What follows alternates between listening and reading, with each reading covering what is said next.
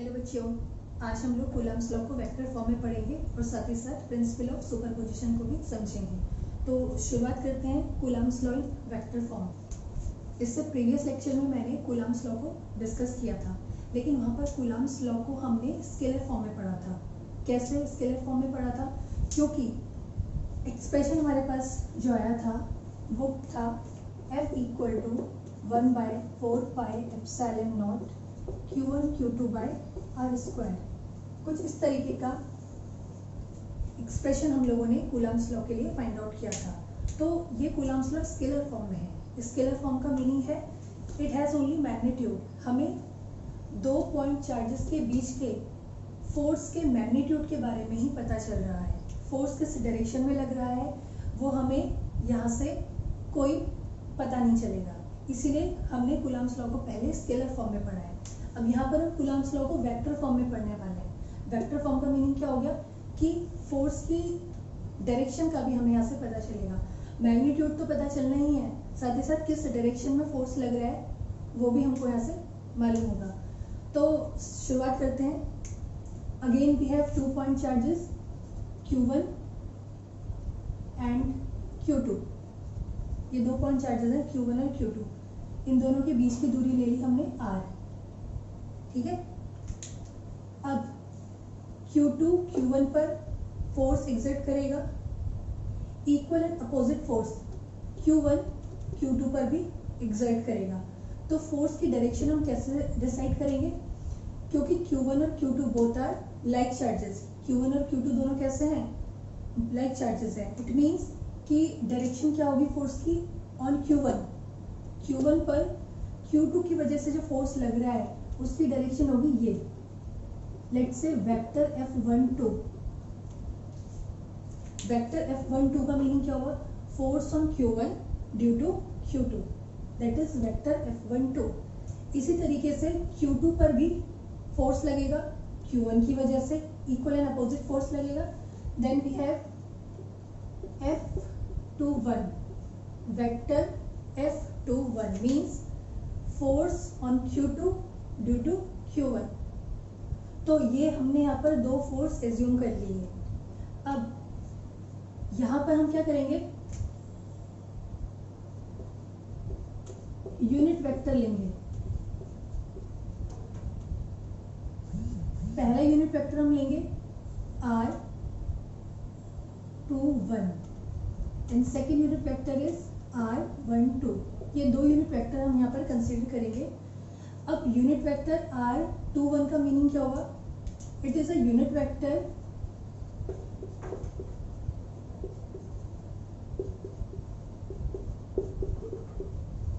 Poynting from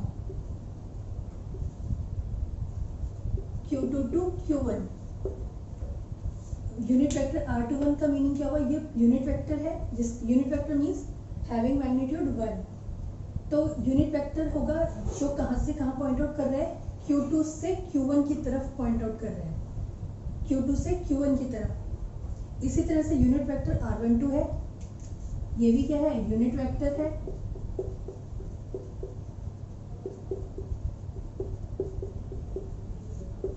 Poynting from, now unit vector R12 pointing from Q1 to Q2। Q1 से Q2 की तरफ ये point कर रहा है। इनको क्यों हमने यहाँ पर कंसीडर करना पड़ा हमें? क्योंकि हम यहाँ पर फोर्स को वेक्टर फॉर्म में पढ़ेंगे। वेक्टर फॉर्म में पढ़ने का मीनिंग क्या है कि we should have direction as well. तो डायरेक्शन को हमें दिखाना है, उसके लिए हमने यहाँ पर ये यूनिट वेक्टर्स लिए हैं जिनकी पोजीशन हमने इसमें से डिसाइड कर दी कि कहाँ से कहाँ पॉइंट कर रहे हैं। R21 unit vector R21 point कर रहा है Q2 से Q1 की तरफ, और यूनिट वेक्टर R12 पॉइंट कर रहा है Q1 से Q2 की तरफ। नाउ यूजिंग कूलम्ब्स लॉ अब क्या करते हैं? फोर्स का एक्सप्रेशन लिखते हैं। तो सबसे पहले हम लिखेंगे वेक्टर F12। वेक्टर है मीन्स उसका मैग्नीट्यूड भी होगा, साथ ही साथ डायरेक्शन भी होगी। तो मैग्नीट्यूड के लिए हमने फोर्स को, तो मैग्नीट्यूड के लिए हमारे पास ऑलरेडी एक्सप्रेशन है यूजिंग कूलम्ब्स लॉ इन स्केलर फॉर्म।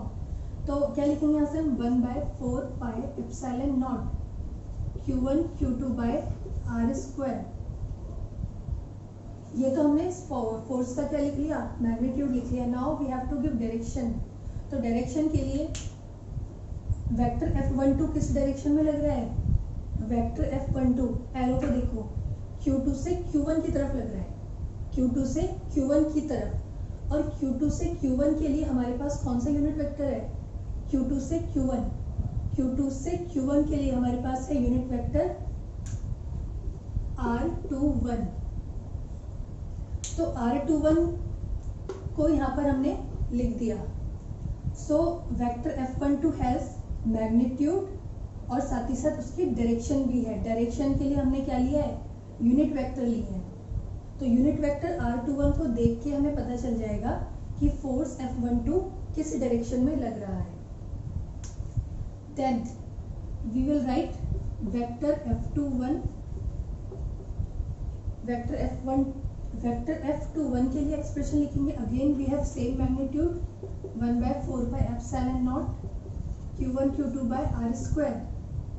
अब वेक्टर F21 यहाँ देखो, वेक्टर F21 कहाँ से कहाँ लग रहा है, Q1 से Q2 की तरफ लग रहा है. Q1 से Q2 की तरफ कौन सा यूनिट वेक्टर लेंगे, Q1 से Q2 की तरफ लग रहा है. तो Q1 से Q2 के लिए जो यूनिट वेक्टर हमने लिया है that is R12. So we will write here unit vector R12. तो इस तरीके से यहाँ पर हमने इलेक्ट्रोस्टैटिक फोर्स को कूलम्स लॉ की हेल्प से वेक्टर फॉर्म में भी रिप्रेजेंट कर दिया. तो दोनों में तुम डिफरेंस देख सकते हो. ये कूलम्स लॉ की स्केलर फॉर्म है और ये कूलम्स लॉ की वेक्टर फॉर्म है, क्योंकि यहाँ पर मैग्नीट्यूड है, साथ ही साथ हम डायरेक्शन को भी शो कर रहे हैं. अब यहाँ पर एक चीज ध्यान रखनी है, मीडियम जो कंसीडर हम कर रहे हैं इट इज वैक्यूम. ठीक है, मीडियम कौन सा लिया हमने, वैक्यूम लिया है. क्यों, क्योंकि यहाँ पर हमने जो वैल्यू ली है वो एप्सिलॉन नॉट ली है, that is the absolute permittivity of the free space और वैक्यूम. तो मीडियम इज वैक्यूम. ठीक है. अच्छा, अब इतना समझने के बाद अगर कोई पूछे भाई कूलम्स लॉ की इंपॉर्टेंस क्या है वेक्टर फॉर्म में, तो कूलम्स लॉ की इंपॉर्टेंस वेक्टर फॉर्म में ये है, यहाँ से हमें डायरेक्ट पता चलता है कि ये दोनों फोर्स इक्वल और अपोजिट है. ठीक है, कैसे पता चल रहा है इक्वल एंड अपोजिट है, we have two unit vector R12 and R21. ये दो यूनिट वेक्टर हमारे पास है. क्योंकि यूनिट वेक्टर है मीन्स उनका मैग्नीट्यूड सेम है, but they are opposite in direction. दोनों की डायरेक्शन कैसी अपोजिट है, एक Q2 से Q1 की तरफ पॉइंट करता है, दूसरा Q1 से Q2 की तरफ पॉइंट करता है. मीन्स उनकी डायरेक्शन दोनों की क्या है, अपोजिट है. तो हम इस तरीके से लिख सकते हैं unit vector R12 is equal to minus of unit vector R21. Now vector F21 का एक्सप्रेशन हमारे पास था, vector F21 is 1/4πε0 Q1 Q2 by R square. साथ में क्या है, यूनिट वेक्टर R12 है, यूनिट वेक्टर R12. तो यूनिट वेक्टर R12 को हम लिख सकते हैं minus of unit vector R21. ठीक है, इस वाले एक्सप्रेशन को देखो, vector F21 equal to 1/4πε0 Q1 Q2 by R square. साथ में कौन सा यूनिट वेक्टर था, R12 था. तो R12 को we can write minus of unit vector R21. वही चीज हमने वहां पर लिखी है. उसके बाद this can be written as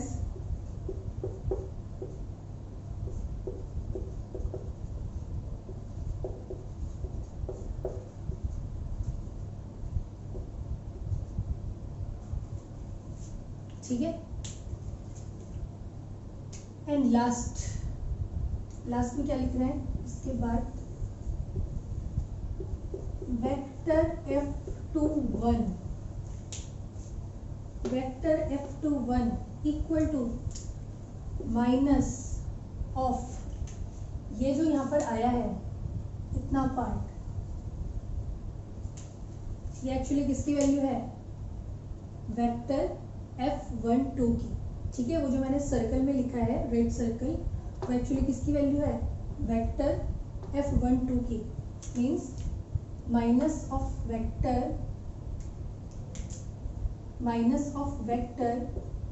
F12। तो Coulomb's law in vector form से हमें ये पता चल रहा है कि दोनों फोर्स का नेचर कैसा है, इक्वल है और अपोजिट है। दूसरी चीज जो यहाँ से हमें पता चलेगी Coulomb's law in vector form से, कि ये जो फोर्स ऑफ इलेक्ट्रोस्टैटिक होते हैं ये सेंट्रल फोर्स होते हैं। ये जो फोर्स होता है इलेक्ट्रोस्टैटिक फोर्स, ये कैसा होता है, सेंट्रल फोर्स होता है। मींस ये किसके अलॉन्ग लगते हैं, उस लाइन के अलॉन्ग जो लाइन इन दोनों चार्जेस को आपस में जोड़ती है, ठीक है, लाइन ए बी। तो दोनों फोर्स किसके अलॉन्ग लग रहे हैं, along this line A B. ये वो लाइन है जो इन दोनों पॉइंट चार्जेस को आपस में जोड़ रही है। तो ये दो बातें, एक तो पहली चीज ये दोनों फोर्स कैसे इक्वल एंड अपोजिट, और दूसरा इन फोर्स ये फोर्स किसके अलॉन्ग लगेंगे, जो लाइन इन चार्जेस को आपस में जोड़ रही है। ये दो बातें हमें Coulomb's law in vector form से पता चलती है। अब आते हैं प्रिंसिपल ऑफ सुपरपोजिशन पे। तो स्टेटमेंट मैंने इसका यहाँ पर बोर्ड में लिखा हुआ है, इसको मैथमेटिकली एनालाइज करेंगे। Q1, Q2, Q3 up to Qn, ये सारे के सारे पॉइंट चार्जेस हैं जो कि डिस्क्रीट मैनर में स्पेस में डिस्ट्रीब्यूट हो रखे हैं। अब हम यहाँ करने क्या वाले हैं, Q1 पर टोटल फोर्स कैलकुलेट करेंगे। Q1 पर टोटल फोर्स कैलकुलेट करेंगे ड्यू टू रिमेनिंग चार्जेस। ये जितने भी चार्जेस हैं हमारे पास, बचे हुए जितने भी चार्जेस हैं, उन सब की वजह से Q1 पर जो टोटल फोर्स लग रहा है उसको हम कैलकुलेट करेंगे using the principle of superposition, ठीक है। तो सबसे पहले हम क्या करेंगे कि Q1 और Q2 के बीच की डिस्टेंस लेते हैं। लेट्स से Q1 और Q2 के बीच की दूरी है R12। R12 क्या है, Q1 Q2 के बीच की दूरी हमने ली है। साथ ही साथ एक यूनिट वेक्टर ले लेते हैं, unit vector R21। Unit vector R21 का मीनिंग क्या हुआ, ये यूनिट वेक्टर R21 है जो कि पॉइंट कर रहा है फ्रॉम Q2 टू Q1। इसको मैं लिख रही हूँ। सबसे पहले let we have Q1, Q2, Q3 and so on up to Qn। n number of charges हैं, ठीक है। हमारे पास क्या है, Q1, Q2, Q3 up to Qn, n number of charges हैं। और यूनिट वेक्टर R21 का मीनिंग क्या है, it is a unit vector which points from Q2 to Q1, जो Q2 से Q1 की तरफ पॉइंट कर रहा है, that is unit vector R21। इसी तरह से अब Q3 पर आते हैं। लेट Q1 और Q3 के बीच की डिस्टेंस ले ली हमने R13 एंड एक यूनिट वेक्टर ले लिया R31। तो R31 क्या है, यूनिट वेक्टर है जो कि पॉइंट कर रहा है Q3 से Q1 की तरफ। Then we have Qn, let the distance between Q1 और Qn इज R1n। और एक यूनिट वेक्टर ले लिया हमने Rn1। यूनिट वेक्टर Rn1 ये कहाँ से कहाँ पॉइंट करेगा, फ्रॉम Qn टू Q1, ठीक है। ये हमने अभी इससे पहले कूलम्स लॉ को जब वेक्टर फॉर्म में पढ़ा था तो कुछ इसी तरह से हमने कंसीडर किया था। अब इसी तरह से Q2 Q1 पर एक फोर्स एक्सर्ट कर रहा है। Let's say the force is vector F12। तो वेक्टर F12 क्या है, force on Q1 due to Q2, ठीक है। इसी तरह से Q1 पर Q3 भी फोर्स लगा रहा है।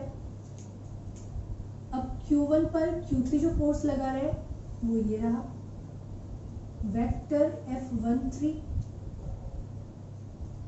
Q1 पर Qn भी फोर्स लगा रहे हैं, मान लो वो फोर्स है वेक्टर F1n। तो वेक्टर F1n क्या है? Force on Q1 due to Qn। तो इस तरीके से इस पॉइंट चार्ज Q1 पे रिमेनिंग चार्जेस की वजह से जो फोर्सेस लग रहे हैं वो इस तरीके से हैं। तो वेक्टर F12 क्या है? Vector F12 is the force on, vector F12 क्या है? It is the force on Q1 due to Q2 only. ये इंडिविजुअल फोर्स है। Vector F12 is the individual force जो कि Q1 पर लग रहा है सिर्फ और सिर्फ Q2 की वजह से। इसी तरीके से वेक्टर F13 क्या है? Vector F13 is the force on Q1, force on Q1 due to Q3 only. मैंने यहाँ पर शॉर्ट में लिखा है vector F13 is the force on Q1 due to Q3 only. ठीक है। Similarly we have vector F1n। Vector F1n is the force on Q1 due to Qn only. तो ये सारे के सारे क्या हैं? ये इंडिविजुअल फोर्सेस हैं। इंडिविजुअल फोर्सेस हमें पता चल गए। अब इनकी वैल्यूज हम कैलकुलेट कर सकते हैं बहुत आसानी से, क्योंकि इंडिविजुअल फोर्स जो भी हमने लिखे हैं ये क्या है?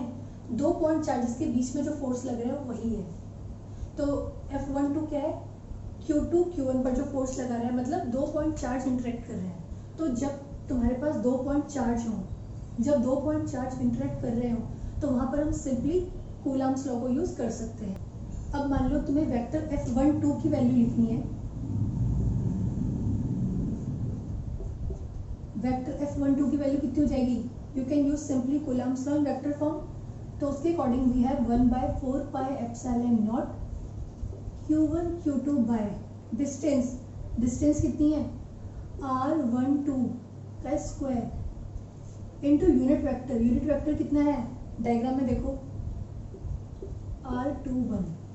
ठीक है, R21 is the unit vector Q2 to Q1। इसी तरीके से वेक्टर F13 की वैल्यू लिख सकते हो यूजिंग कूलम्ब्स लॉ।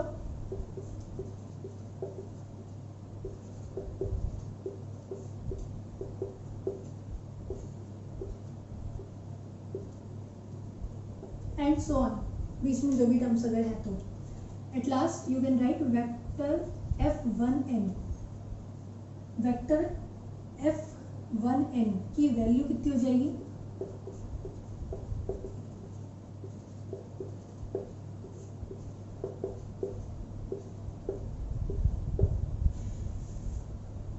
तो ये तीनों, ये सारे के सारे क्या है? इंडिविजुअल फोर्सेस हैं।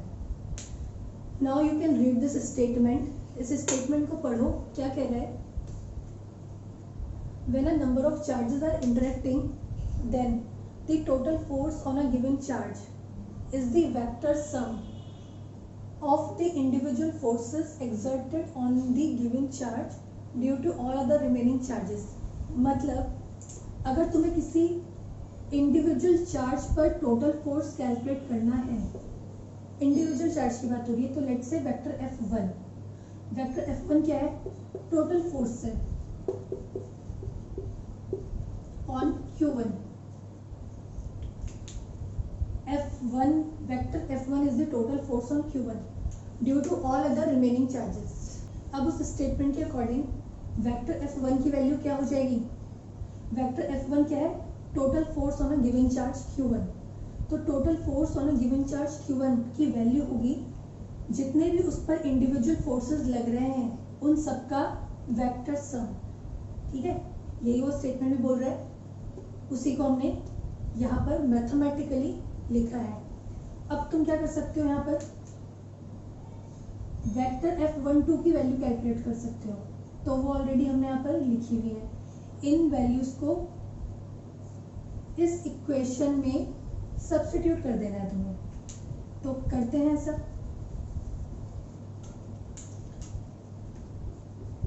Total force F1 will be, vector F12 की वैल्यू लिखो यहाँ पर,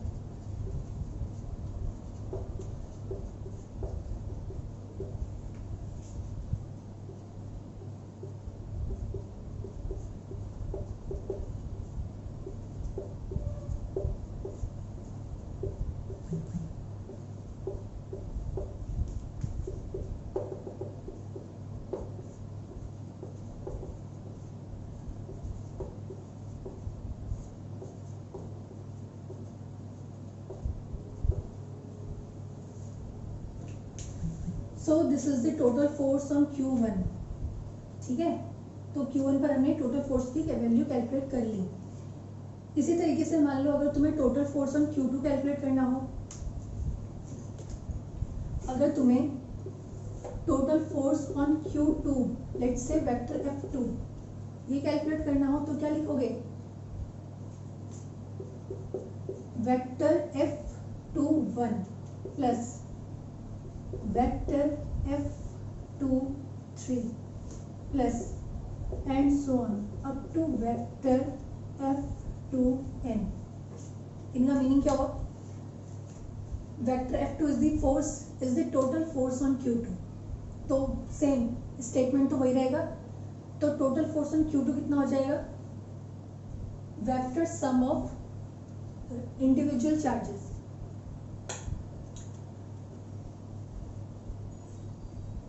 इसी तरह से तुम्हें फोर्स ऑन Q2 कैलकुलेट करना हो, total force on Q2 calculate करना हो तो क्या लिखोगे, vector F12 equal to this.